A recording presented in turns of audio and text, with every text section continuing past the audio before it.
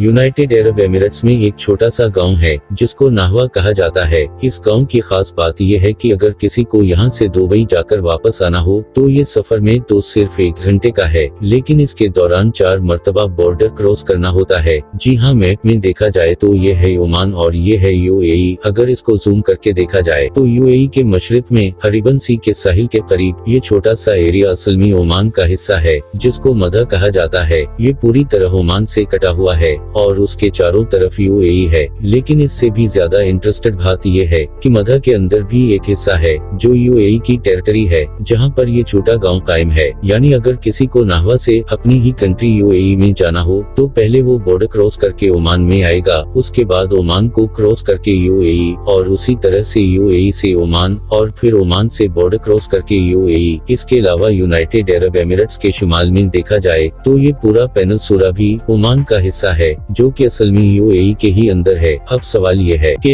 UAE के मुकाबले में लगभग 4 गुना बड़े ओमान की 2 टेरिटरी यूएई में क्यों मौजूद हैं और उनके अंदर यूएई का गांव आखिर क्यों है। वीडियो को आखिर तक देखें और हमारे चैनल को सब्सक्राइब करें। किसी भी मुल्क का हिस्सा जब चारों तरफ से दूसरी मुल्क से घिरा हुआ होता है तो उसको एक्सक्लेव कहते हैं। मधा और नाहवा के केस में ये दोनों ही एक्सक्लेव है। मधा ओमान का जबकि नाहवा यूएई का एक्सक्लेव है। अब ऐसा नहीं है कि ये वाहिद एक्सक्लेव है, बल्कि पूरी दुनिया में करीब 40 से भी ज्यादा नेशनल लेवल के एक्सक्लेव्स पाए जाते हैं और हर किसी की ऐसी ही इंटरेस्टिंग कहानी है, वो भी हम जानेंगे। लेकिन पहले हम ये जानते हैं कि मधा और नाहवा के इस पेचीदा केस के पीछे कहानी क्या है। जिस तरह 1947 से पहले इंडिया एक बहुत बड़ी कंट्री हुआ करती थी, इसी तरह 1971 से पहले ओमान को भी ग्रेटर ओमान का दर्जा हासिल था। जहाँ अब यूएई है वहाँ अलग अलग शेखों के इलाके बटे हुए थे, उनकी अपनी अपनी स्टेट्स थे, लेकिन उनका आपस में कोई खास कनेक्शन नहीं था और यहाँ ब्रिटिश एडमिनिस्ट्रेशन उनको देखा करती थी। जब इसको यहाँ से जाना था तो वो ये चाहते थे कि ये सारी स्टेट्स मिलकर एक कंट्री की शक्ल बना लें, पर मसला ये था कि यहाँ के शेखों का आपस में बन नहीं रहा था। शेखों को उनकी अपने स्टेट के बॉर्डर का ही मालूम नहीं था। कोई कह रहा था कि फलां हिस्सा मेरे कंट्रोल में है, लेकिन वहाँ के लोग किसी और शेख के साथ काम करते थे। जब ये बेहद सारी स्टेट्स को जोड़ने के बीच रुकावट बन गया था तो फैसला यहाँ के लोकल पर छोड़ दिया गया कि उनको किस शेख के पास जाना है। तो मधा के लोगों ने ओमान के साथ जाना जाहिर किया, लिहाजा उनको ओमान का हिस्सा डिक्लेयर कर दिया गया। और उसी तरह नाहवा के अंदर 40 घरों के एक छोटे गांव ने शारजा के शेख का साथ देने का फैसला किया। शारजा उन 7 स्टेट्स में से था जिनको मिलाकर यूएई बना दिया गया और नाहवा आज भी ओमान के अंदर यूएई का हिस्सा है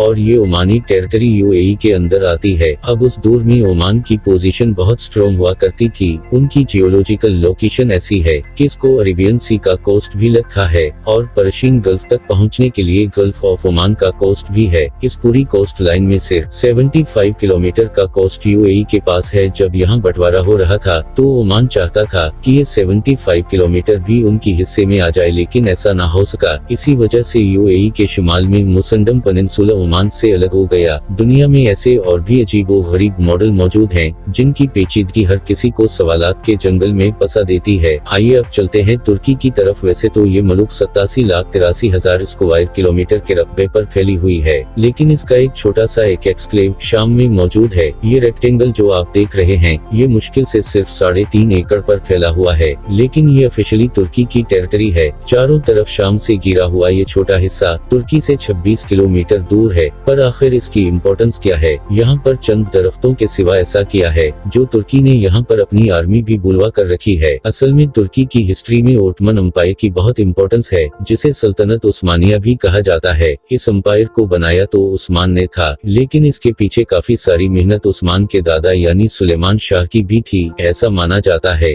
कि सफर के दौरान सुलेमान शाह दरिया फराद में डूब गए थे और उनकी मौत हो गई थी। इसी वजह से उनको यहीं पर दफना दिया गया था। अब क्योंकि शाम में खाना जंगी शुरू हो गई थी और हर गुजरते दिन के साथ तुर्की को इसकी रखवाली करने में मुश्किल हो रहा था, तुर्की ने 2015 में एक मिलिट्री ऑपरेशन किया जिसमें बरसों पहले गुजर जाने वाले सुलेमान शाह के मजार को वहां से निकालकर तुर्की के बॉर्डर से सिर्फ 180 मीटर दूर दोबारा दफना दिया गया, क्योंकि शायद यहाँ इस नए मकबरे की रखवाली करना तर्कश के लिए ज्यादा आसान था। लेकिन आज भी सुलेमान शाह की ओरिजिनल बेरियल साइट तुर्की की ऑफिशियल टेरिटरी है और तुर्की ने ये खुला ऐलान कर रखा है कि अगर किसी ने भी इस रेक्टेंगल पर हमला किया तो ये तुर्की और नेटो कंट्रीज पर हमला करने के बराबर होगा। अभी तक तो आपने सिर्फ 1 या 2 एक्सक्लेव्स के केसेस देखे हैं। अभी आते हैं एक ऐसे पेचीदा एक्सक्लेव्स की तरफ जो हिस्ट्री में सबसे ज्यादा कॉम्प्लिकेटेड रहे हैं। हम बात कर रहे हैं इंडिया और बांग्लादेश की। आज भी बांग्लादेश का मैप कुछ अजीब दिखता है, लेकिन 8 साल पहले कुछ इस तरह दिखता था। कुछ समझ नहीं आ रहा कि कौन सा हिस्सा बांग्लादेश का है और कौन सा इंडिया का। अगर नंबर से बात की जाए तो बांग्लादेश में टोटल 102 इंडियन एक्सक्लेव्स जबकि उनके अंदर 21 बांग्लादेशी एक्सक्लेव्स पाए जाते थे, जिनमें सबसे फेमस और दुनिया का वाहिद एक्सक्लेव्स दौआला कागड़ाबड़ी के नाम से जाना जाता है। ये छोटा सा फार्म जो आप देख रहे हैं, ये इंडिया का एक्सक्लेव बांग्लादेश में मौजूद है। ये बांग्लादेशी टेरिटरी भी असल में इंडिया के अंदर है और ये इंडियन टेरिटरी खुद इंडिया से कटी हुई है और बांग्लादेश के अंदर है। अगर इसको आसानी से समझा जाए तो फर्ज कर ले ये ग्रीन सर्कल बांग्लादेश है और इसके अंदर ये ऑरेंज सर्कल इंडिया है और इसके अंदर दोबारा से ग्रीन सर्कल बांग्लादेशी एक्सक्लेव और उसके भी अंदर ये ऑरेंज सर्कल दोबारा से इंडियन टेरिटरी है, जिसमें सिर्फ एक आधा एकड़ का फॉर्म हुआ करता था।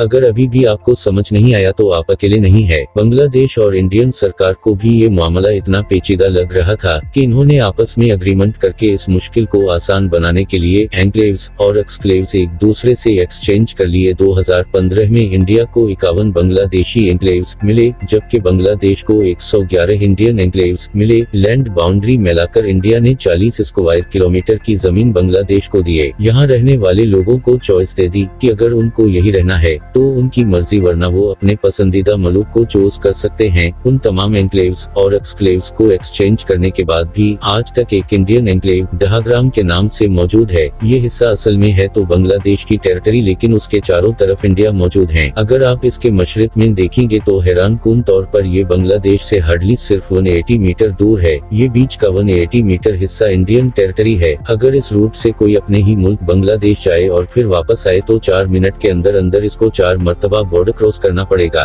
वीडियो अच्छी लगी है तो लाइक, शेयर और सब्सक्राइब करें। आप लोगों के प्यार भरे सपोर्ट का शुक्रिया।